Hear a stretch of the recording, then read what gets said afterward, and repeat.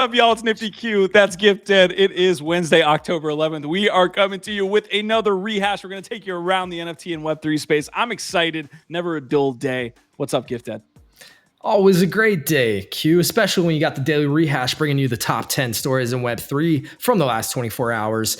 And you know, we do it in just 10 minutes. So Q, what is up first today? All right, the SBF trial continued today. So Caroline Ellison, the co-conspirator here, the ex-girlfriend, if you want to go there, is actually for the prosecution here, reaching a plea deal. So there were several quotes taken from this. I definitely want to share all of them. Ex-girlfriend Caroline Ellison conspired to keep Bitcoin under 20K by selling customer Bitcoin. That's a big one. We also have her saying we were getting regulators to crack down on Binance. And finally, she basically admitted that SBF was in charge and not me. I was the CEO of Alameda, but he was the owner. A lot of quotes to come out of that Inner City Press. We have the link in the description. Yeah, everybody's going to be rolling over on everybody. It's going to be like a big old orgy down there in the Bahamas, but in a courtroom. Anyway, meth's a hell of a drug. Let's go to the next one. We've got, this actually broke yesterday, but it's still one of the biggest stories. I think we touched on it yesterday, but the MoMA, Museum of Modern Art, one of the most famous contemporary modern art museums in the world over there in New York, has officially acquired artist Refik Anadol's piece, Unsupervised Machine Hallucinations. This has been displayed there for the last year or so, and it's had such an impact. So many people have loved it that they have decided to add it to their permanent collection. Why is this important, Q? Well, let me tell you.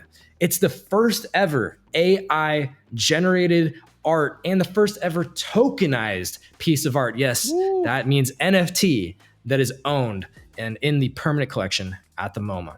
Yeah, if you own a Winsy Now, I'm super jealous. I've said it multiple times here this week, but I should be saying it more because that is undoubtedly one of the biggest winners that we've seen out of the industry in 2023. All right, World of Women out of left field dropping a Monopoly set. And this is the sexiest that I've ever heard a Monopoly set actually talked about. Feast your eyes on our deluxe 3D Maplewood cabinet fashioned in WoW purple foil and decorated with WoW Galaxy IP. I actually really like, yeah, I know.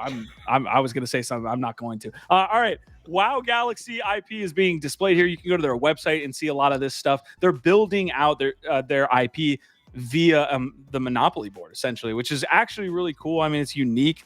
This isn't going to like blow away the competition or anything, but I actually like to see physical merchandise from NFT IP. It looks like quality, Q. They put a lot of work into it. It's got a cool trailer. You know, we love those trailers, but it's also World of Women Galaxy and invites in a bunch of other communities like VFriends, Cool Cats, etc. So good for them. I hope they sell some of those Monopoly boards. On to the next one here. Update from Stars Arena, the friend tech competitor over on Avalanche that recently had a big exploit, losing $3 million was stolen. Breaking news here, 90% of those lost funds were returned by the hacker themselves. They apparently reached a deal. The hacker, the person who exploited their contract, sent them a message via blockchain saying that they wanted to cooperate. They've gotten the 90% of the funds back, minus the 10% as a finder's fee and some of that AVAX that was lost in the bridge. But this is undoubtedly great news on top of the fact that they've been buttoning up their security, working with Paladin and a whole new smart contract launching soon. I'm excited. I was really hoping that Stars Arena would continue and not get totally fudded to death over this. Remains to be seen when they relaunch, but this is optimistic. Yeah, I still am not very bullish on the team after being in that Twitter space that they held or X spaces they held.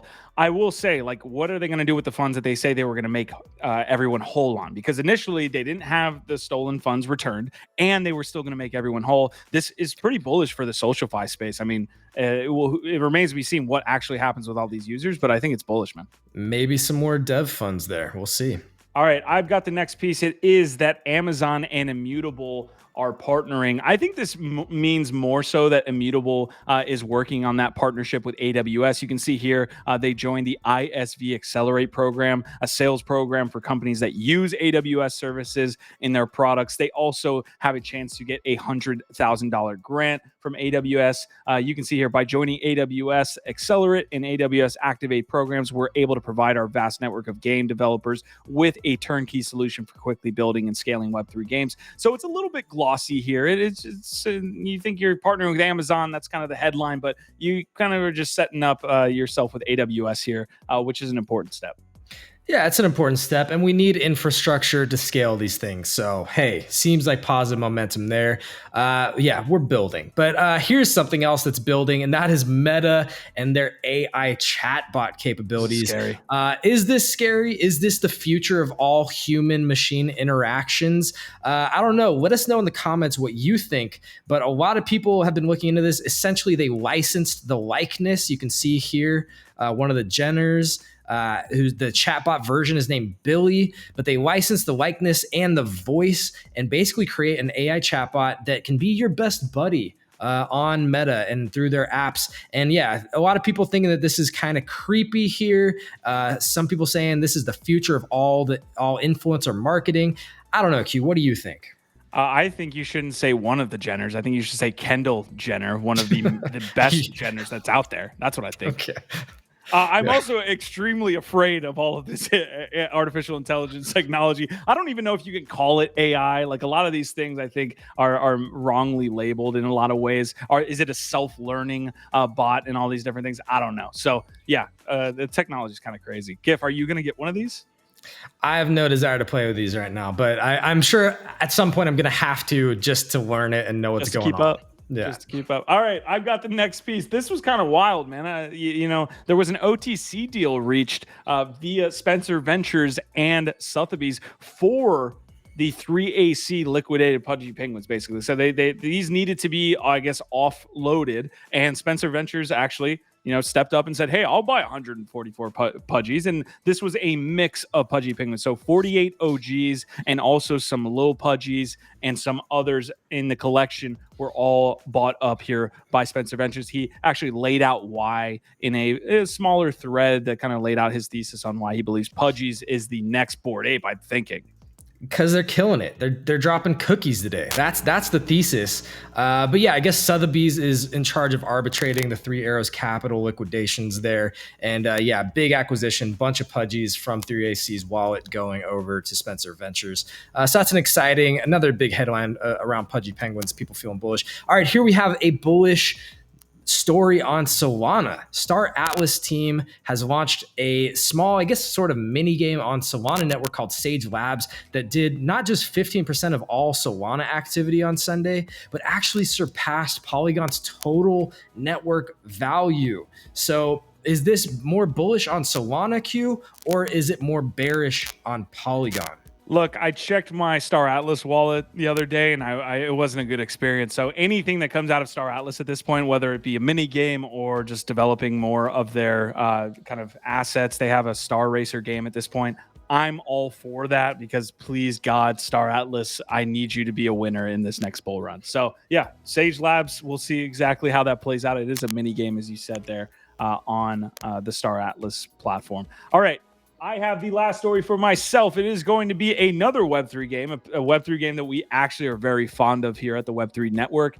Parallel is being listed on Steam. This is live, folks. Parallel is now listed. Wishlist Parallel today and be one of the first to be notified once open beta begins. I'm still in closed beta right now, grinding those 30 experience points there that I need to get the full October pass completed. So I'm super excited about this. Parallel continues to kill it.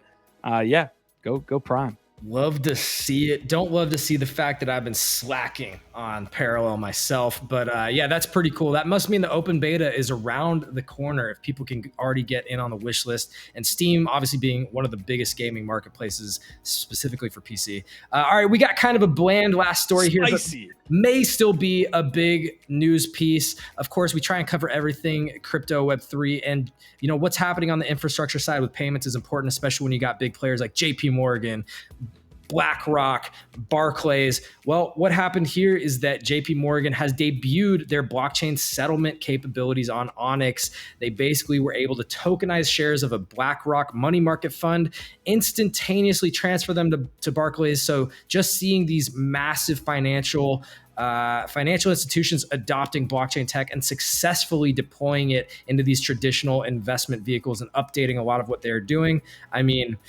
it's optimistic to me, and I think it is another sign that at some point these ETFs have got to be coming.